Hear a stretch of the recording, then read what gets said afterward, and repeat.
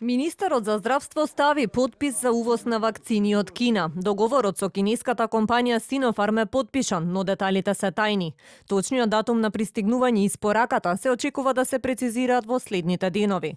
Филипче вели вакцините ќе пристигнат на аеродромот во Скопје, а направен и детален план како ќе се транспортираат до веледрогериите и вакциналните пунктови. Транспортот ќе биде авионски, ќе земе неколку дена целата таа организација, дозволете уследните неколку денови кога точно ќе знаеме кога ќе пристигнат вакцините да ви известам, за да нема сега шпекулација поради тоа што неколку дена може да има разлика и ќе стигнат со авион тука на Скопскиот аеродром.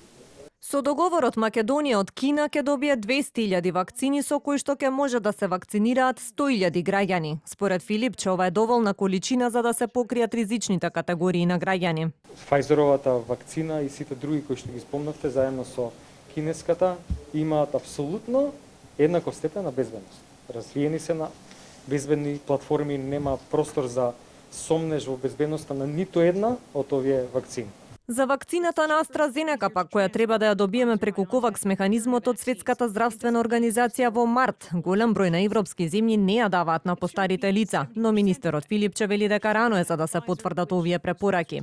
За вакцините од Pfizer и натаму нема информации кога ќе пристигнат. Филипче се надева дека од март ќе се зголеми производството, со што ќе се зголеми достапноста на овие вакцини.